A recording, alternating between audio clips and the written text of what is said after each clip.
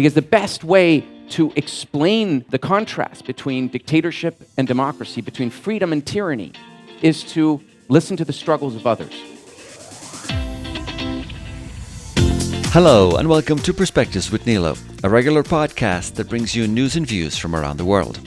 You can find all of our past episodes on our blog site at pwneilo.com or by searching for Perspectives with Neilo on your favourite podcast app. The Oslo Freedom Forum is a masterclass conference produced by the Human Rights Foundation, and in this episode we report from the recent event which took place in Taiwan in mid-October. This is the fourth time since 2018 that the conference has been held in Taiwan, and it has been described by the organisers as a unique opportunity to shine a spotlight on Taiwan as a beacon for democracy. This year hosts an impressive lineup of speakers and an interactive expo.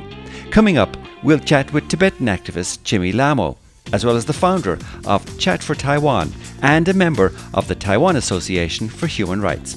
But first, let's listen to some highlights from the opening remarks by Oslo Freedom Forum founder and CEO Thor Halvorssen. It's such a privilege to be here. I thank you for attending our event. It is a dream come true that this is our fourth event here in Taiwan. To us, Taiwan is a beacon of freedom in the region. It is a beacon of freedom worldwide. And so it's my privilege to lead this organization. And I wanted to set the stage up for what we're doing here. You've just heard from some of my colleagues on this video explaining about the Human Rights Foundation and how we do what we do and why we think it matters so much. To us, Taiwan matters enormously. It's a country that is right there on the border of a massive struggle against an authoritarian state that wishes to control it and, mark my words, wishes to take away every single one of your liberties. So the fact that you have voted to spend your time with us here is a signal to us that you care not just about your own liberties, but about the liberties of other people in other places.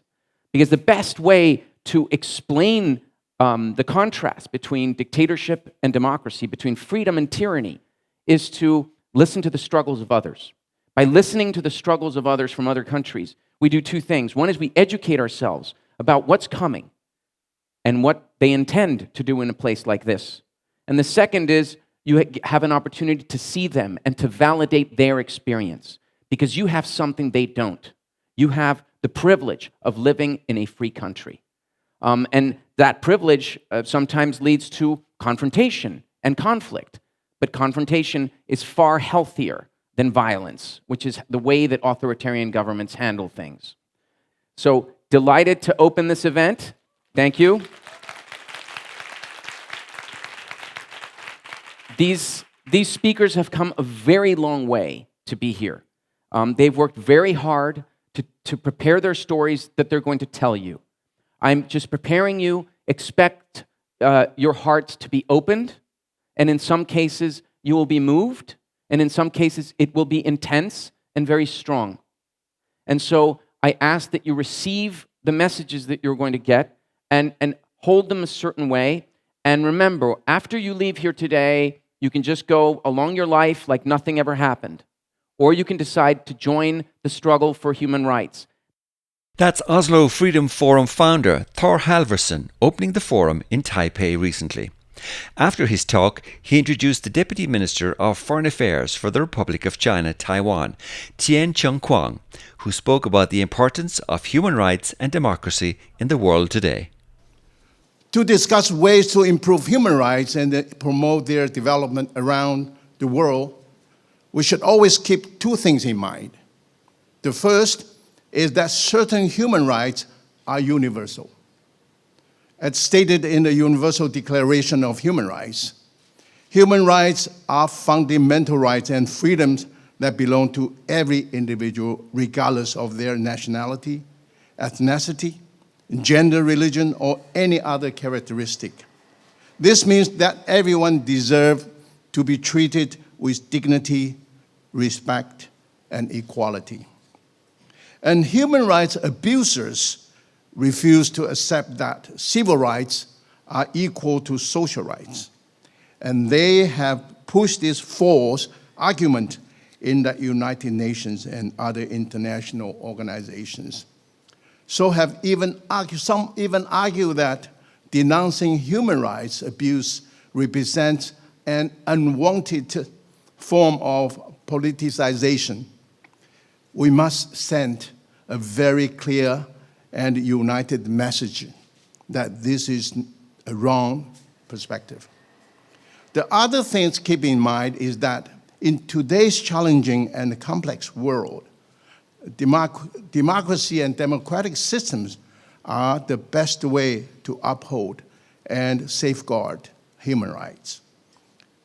And recently, however, examples of a democratic backsliding and the erosion of human rights have been much in evidence.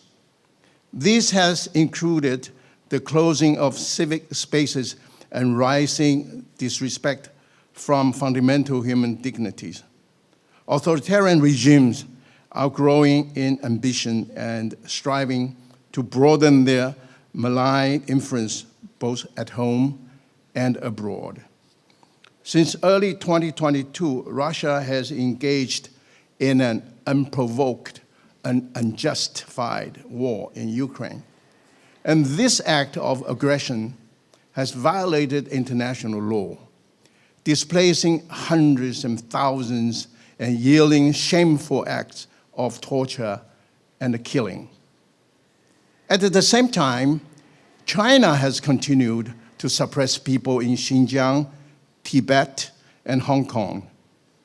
It operates concentration camps, detaining individuals and subjecting people to the very real threat of violence. It brutally subjugates its own society and uses transnational repression to silence critics abroad, exploiting international mechanisms to frustrate any concerted response. And it also harbors expansionist territorial intention in the South China Sea, along its border with India, and against us here in Taiwan. Despite the threats posted by China disinformation campaigns and the military exercises, Taiwan stands steadfast on the front line against authoritarian aggression. Taiwan itself struggled through a period of martial law, having emerged from those difficult times. We profoundly appreciate the value of living peacefully in the democratic society. Ladies and gentlemen, Taiwan is a beacon of democracy in Asia. And the government of Taiwan will continue to champion human rights and the democratic values and do all it can to promote a more open, free, prosperous, and secure world. We believe that with individuals, organizations, and nations working together in solidarity, we can raise global awareness, put an end to the human rights abuses, and protect vulnerable groups. In particular, Taiwan looks forward to working with the Human Rights Foundation to strengthen our network of international human rights activities and collaborate on new projects. The Oslo Freedom Forum in Taiwan provides a very crucial and timely reminder of the extraordinary courage of the activists, journalists, lawyers, artists, students, and the regular citizens who stand up to human rights abuses. And this event is so important platform for advocating the values and the principles that we all hold so dearly. Together, we will prevail. I wish this forum every success. Thank you very much. Thank you. Some highlights from the opening remarks by the Deputy Minister of Foreign Affairs for Taiwan, Tien Chung-kwang. Next, I spoke with Chemi Lhamo, who is the Campaigns Director of Students for a Free Tibet. She describes herself as a community organizer, and she first told me a little bit about her own background. I was born a stateless refugee in India, And I say stateless refugee because even though I was born in India, the Indian government doesn't give us citizenship, so we're born stateless. We call ourselves refugees, but we don't get any refugee aid as other refugee communities. So I was born stateless in South India, and I moved to Canada at the age of 11, very luckily because of some of my families who have immigrated there before. And have you ever been able to visit your homeland? No, unfortunately not. I can't go back home. And this is one of the things you mentioned in your talk here at the Oslo Freedom Forum, is that there are hundreds of thousands of Tibetans all over the world and they can't go home. Why is that? Tell us why that is. The Chinese government took over our country, occupied it in 1959, and since then 80,000 or so Tibetans followed His Holiness the Dalai Lama into exile, where His Holiness now resides in India, and many of Tibetans, over 100,000 of us in exile, can't go back home because the Chinese government has completely locked down Tibet. Tibetans inside cannot actually leave because they don't have a Chinese passport. And Tibetans who live in exile can't even enter, even though the rest of the world can somehow enter Tibet for tourism. Tibetans, because our names are Tibetan, the Chinese embassies just very conveniently deny us visas to be able to go back unless we do things that align with the Chinese government, such as denounce His Holiness or have to really give up our dignity to be able to go back to our homeland. And why do you think they don't want people to come back? They want people who will toe the lines of the Chinese government to come back, but not people like me who will not speak the lines of the Chinese government, which is all propaganda and lies. And one of the biggest lies is that they claim that Tibet was always and historically a part of Tibet, which is a lie. And so they want us to claim that and say that that was the case, which is not true.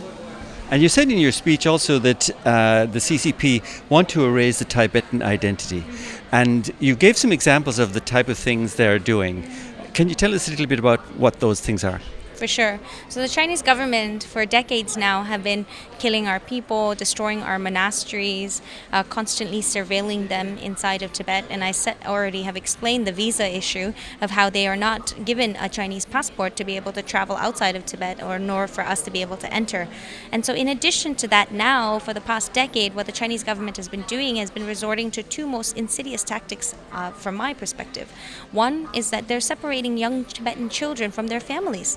So it's pretty clear that the Chinese government has identified that they're not able to shake up or destroy the faith of the Tibetan people of this generation because their faith and spirit remains unbroken whatsoever, right? So they're just waiting for that generation to be either killed or die off, so that the next generation of Tibetans that are born are all, even though they're born Tibetan, they know nothing about their Tibetan identity. So they're trying to convert them directly into Chinese little people. And that's what they're doing by taking away the children from their families. 80% of our Tibetan children inside of Tibet are in colonial boarding schools. This is the same thing that colonizers did across the world as a tactic to erase indigenous communities, right? That's one. And now the other is biometric surveillance. They're stealing our DNA and blood samples. More than 30% of our Tibetan population inside of Tibet have been subjected to that, where now their genetic material is actually already part of the Chinese government's DNA bank, and who knows what they're going to do with that. And you mentioned how some of these issues have been raised at the UN, and the Chinese government have given some unusual responses at the UN, and you countered some of that. Tell us a little bit about that as well. For sure. First and foremost, I want to mention the UN has been completely silent in regards to the Tibetan issue for decades now. And only now, because of the issue of children, which is such a universal issue, right? The United Nations have finally paid attention to the Tibetan plight. Despite Tibet being ranked the least free place on earth for 4 consecutive years by Freedom House, we have never, up until now, since the blackout of media and attention for Tibet in the international stage, the United Nations has not paid attention to our plight. But now they have, by calling out for an abolishment of the residential style school system. And when they did that, the Chinese government, desperately responded by creating a UN state visit, welcoming some member states to come to Tibet. And again, many people have not visited the real Tibet for a really long time.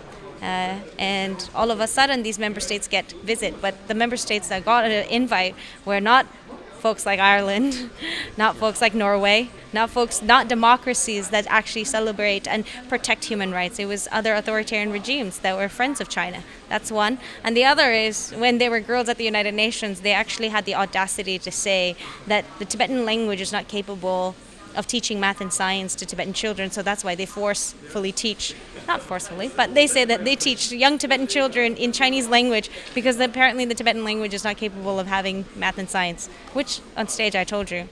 I actually said the words in Tibetan, so if the words didn't exist, how would they? So you said the Tibetan government have been teaching math and science since 1950 or for many. Yeah, since the 60s in India. Mind you, we are a stateless population, and 1959 onwards, when we escaped into India and sought refuge, because of the visionary leadership of His Holiness the Dalai Lama, he built institutions like education and communities that lived in exile across India. And across India, because of these various populations, the diasporic communities, there were also schools that were built. And TCV, the one I mentioned specifically, is the largest Tibetan exile school, where it's mostly orphans or semi-orphans, because children are sent from Tibet. Even though the families cannot leave, they smuggle their kids outside so that they can get a chance to have an education and an opportunity at life. And so these many children are brought up almost in like a boarding school, but brought up by a community, a village that really cares about them. And the curriculum is up until grade 6, I believe every subject is taught in Tibetan since the 1960s, and continues to be so the case right now. Are there famous Tibetans that we would know in the world who have achieved things that we mightn't associate them with being Tibetan? Are there people you would mention to us? For sure. Of course, His Holiness the Dalai Lama is a Nobel Peace Laureate, someone that is one of the most recognized people in the world. Alongside with that, we have a whole government that actually operates in exile. I like to call it democracy without borders. We are Tibetan people that live in diaspora all across the world, yet we voluntarily pay towards a green book, which is not really anything like a passport, but it's our own version of staying true to our cause. And then with our green book, we vote. Every 5 years, we participate in a democratic process of electing our Sikyong, which is our leader. And our government and parliament in exile operates off of Dharamsala in India. And so right now, our current Sikyong, his name is Pempat, and our former Sikyong is Lobsang Sangye. These are two remarkable leaders of our movement as of right now. And in 2011, His Holiness the Dalai Lama devolved his political powers. And since then, these two leaders have led our Tibetan movement in exile. But not just people. I think one thing to recognize about the Tibetan culture is Tibetan Buddhism, right? And also the culture of meditation and neuroscience actually comes from the dialogues that have happened with neuroscientists and Buddhism. And you mentioned earlier that that it's possible to get a tourist visa to visit Tibet. Is that correct? Possible mostly for foreigners, not for Tibetans. So if I go to Tibet, what will I see there? I mean, will I see signs of this Chinese government's attempts to erase your identity, or is it not that visible to the unknowing eye? I think it would definitely be visible if you're aware of it. If you are blinded by ignorance and are susceptible to the propaganda of the Chinese government, which is most likely the case for many tourists who do go there, right? Because the beauty, the scenic views of Tibet is so magnificent that everyone is in awe of it. And that's what they come away from, without understanding that the own people of this land cannot enjoy the beautiful nature anymore because of the oppression by the Chinese government. So if you look for it, and the fact that now you're aware of most of these issues, I definitely think that you'll be able to see. So what can people do then, maybe apart from visiting Tibet? Are there other things that people can do around the world who are supporters of democracy, supporters of Tibet? What can they do to raise awareness of this? For sure. There's many things that you can do. First and foremost, there are campaigns that are being launched by Tibetans in exile all over, whether it is political prisoners, whether it is talking about American or companies in the free world that are actively helping the Chinese government to enable the oppression, enable the genocide that's taking place inside of Tibet. There is a lot of things that we can do institutionally. We would love to see the government of Ireland invest in programs where young Tibetans and young Irish folks can come together and talk about what does it mean to be protecting human rights, what does it mean to defend human rights, how can we come together in partnership. You know, as I said, I was born a stateless person, and I'm very lucky and privileged to have had a passport that allows me to travel around the world. Many of my people, most of them, still live in India, which means that they're stateless. And leaving India also requires an exit permit. You need visa to go anywhere and everywhere. We still don't have passports to be able to live like normal human beings. And so if the government of Ireland is open to even introducing a pilot project, investing in young Tibetans to be able to come and study in Ireland and maybe even work there, that would be wonderful. Okay. You told us about, the Pei Gallo. Right? Pei Gallo. Yeah. So that's an expression of, it's kind of like free Tibet or long live Tibet.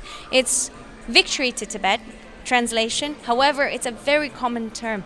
And I'm sure that somehow if I can get the clip of you all saying Pei Gallo to Tibetans inside Tibet, I'm sure that will really make them happy. And that's why I wanted everybody in here in our audience to say those two words with me. And I hope that these two words can resound and be sounding off in various parts of the world so that someday Tibetans inside of Tibet can also hear the support that they have in the outside world. Okay. Well, it's lovely to talk with you. And thank you for sharing all your insights with us. And we wish you every success in your future work. And thank you. I hope to visit Ireland someday. Please do. With many other young people.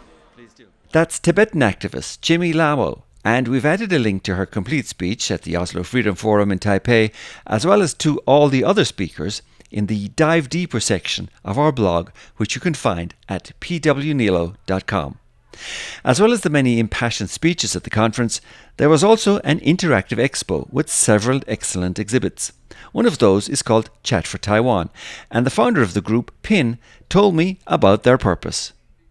So we want to encourage people to talk about politics and to share different opinions like in their daily life, so they don't need to be stressed to feel they can talk about this. They can, even they have different arguments, then they can still have a good and healthy conversation.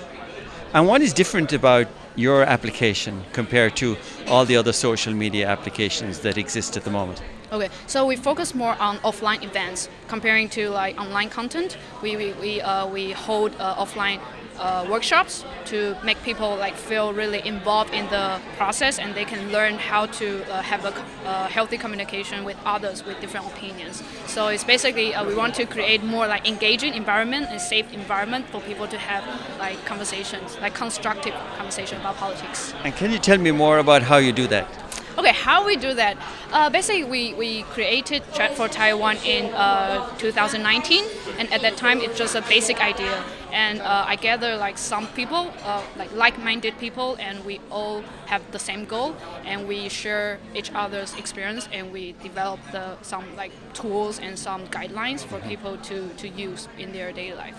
Okay. Yeah. And why is it important to do it in a safe environment? I mean, why would it not be safe? Yeah, so like in Taiwanese culture, like we are really we really care about relationship. So sometimes we would like to protect the relationship more than having a constructive conversation when we have different opinions. So people who came to our event, they are afraid of breaking this relationship, but they still want to have a meaningful political conversation. So they need some method, they need some practice, and we can like share our experience how to let the conversation keep going, and it's still with a good ending. Okay. And so this is so people can share their ideas or ask questions without offending anybody or upsetting anybody. Yeah, that's right. Because we also think that it's better. I mean, we don't think argument is something we need to avoid. but we can have a good conversation even we have different opinions. So the most important thing for us is to make the conversation like ongoing. So you don't need to how to say, if there's one time like really bad experience, but it won't stop you like to do another conversation like in the future.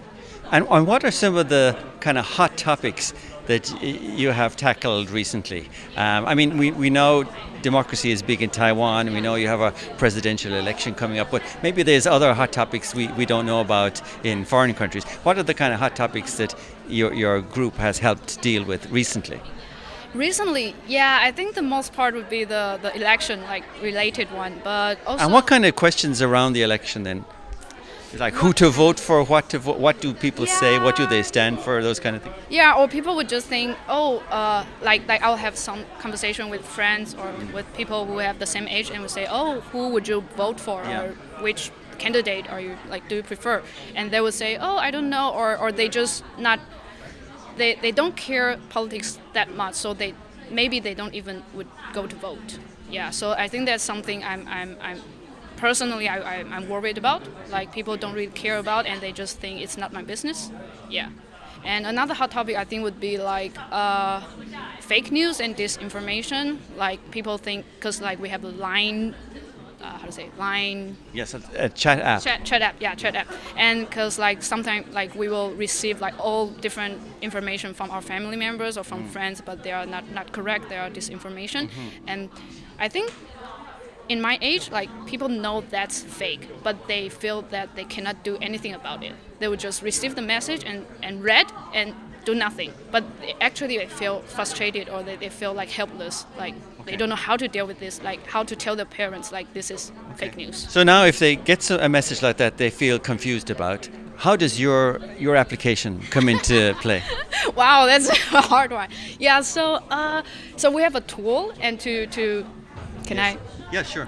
You have a website or online? We have a website, and this is a content like we partner with another organization, and we try to break this into different steps for people to understand like how can they apply to their daily life. So if they receive something like they have question about, then they can check like who is the person they are talking to, like the relationship, because relationship is really important in our culture, and the scenario, and like what kind of goal you want to reach in this conversation. So there's different ways, and even like you can reply to this person like online or offline, like different way based on your like target. Okay, that's excellent. So we linked that in our blog site as well, so people can see that. Yeah. But I also wanted to ask. So you told me earlier that you're all volunteers. You do this on a part-time basis. Yeah, so we all have our full-time job. So basically we started this in 2019 until now, like we are all volunteers. Yeah, so it's basically, we just want to promote this to share this with other people. Because this is what you're doing is a very hard task, right? It's not easy. So you must feel very passionate about it. Yeah, I would say like from the starting point, it was more anxiety more than passion, I would say, to be honest. Yeah, so I'm really worried about the atmosphere and the political situation in Taiwan, so that's why I started this. Yeah. Are there things that happen in other places you see that cause you to be concerned? Other places? Do you mean in Taiwan? Like other countries in the region? The wars between Ukraine, Russia, and the stress between China and Taiwan. Okay. I think everything like all of it. Yeah, would make me nervous. Yeah, but I think like by doing something concrete, and you feel like it really makes some progress. I will feel better because I'm doing something helpful. Yeah, and I think that's also why like I can have so many volunteers like doing this together. How many volunteers in total do you have now in your group? Now there are not much, but in 2019 when we just started, there are like 20, but now maybe like just 5. Yeah, because like I think people come and go, like, yeah. And it's great that you're here at the Oslo Forum presenting this today. You can get a lot more people to see what you're doing and share your ideas. Yeah, I'm really happy to meet like some new people because like they didn't know us before. Yeah, so it's great to meet people here, and I think it's also great to have like different point of views. to know what people think about this. That's Pin from Chat for Taiwan, and we've added the link to their website on the Dive Deeper section of our blog if you'd like to find out more. The final group we met at the Oslo Freedom Forum Conference Expo was the Taiwan Association for Human Rights, or Thor, and I spoke to Kwandro Cho, a digital rights and privacy specialist, who began by telling me about the history of the organization. In Thor, we founded in 1984, and as everyone knows, at that time is during the martial law. So in Thor, we do many different human rights topics, and at the beginning we do to rescue people that because they are political criminals. That is the beginning, but now in Thor we do many different topics. For example, myself, I'm doing digital rights, and especially in privacy in the digital age, and there are many other topics, for example, like the right of housing and the right of assembly, and we are advocate for the refugee laws because in Taiwan do not have a law for refugees. So when people they stay in Taiwan and their countries are been in martial conflicts, and they have difficulties to stay in Taiwan. So you have a lot of migrant workers from the Philippines and other countries around Asia coming to Taiwan, correct? Yes, but in Taiwan, in the migrant workers' rights, we only focus on the foreign fisher people's rights. And are there other challenges that you work on with the election? There's a presidential election coming up in January. Are there particular things you focus on to make sure the election goes smoothly and things like that from a digital rights perspective? From the and my work, how to say, because I focus mostly on privacy. So during the elections, in Thor we have come up with several questions that we want to ask the candidates of presidents, and also the candidates for different political parties, to ask them what their policy plan they want to come up to improve the digital rights in Taiwan. For example, recent years that in Taiwan we encounter serious data breach issues, and now there are some cases. For example, there is a cases that of almost all the populations in Taiwan are national ID numbers, identity data leaks, but still now we do not know how it happens. Okay. So we hope that, and currently the legislative yuan in Taiwan, they are and also administrative yuan are dealing with to establish independent data protection authorities, and we hope that the data protection authorities have enough resources to make them independent and have the power to supervise both from public sectors and private sectors that do to protect the data. Because we know that privacy is related to how other actors know about person, and especially in democratic countries. So if our data is not secure enough, and if there are many bad manipulations of data usage, that it also can be used to target people on the internet for spreading misinformation or disinformation to influence people's actions. So we think that Taiwan should have a strong data protection regulatory framework. That's Kwandro Cho from the Taiwan Association for Human Rights, speaking with me recently at the Oslo Freedom Forum conference in Taipei. My sincere thanks to her, as well as to Pin from Chat for Taiwan and to Chemi from Students for a Free Tibet. It was really impressive to hear the intense passion all the speakers and those involved in the various initiatives have for their work. We wish them every success in the future. You can find out more about the topics discussed in this episode on our blog site at pwneilo.com, and don't forget to follow Perspectives with Neilo on Spotify, iTunes, or your favorite podcast app, as well as on Instagram and Twitter. And we'd really appreciate a like or a follow. And that's where we leave it for now. Until the next time, thank you for listening. Slán ag spanach.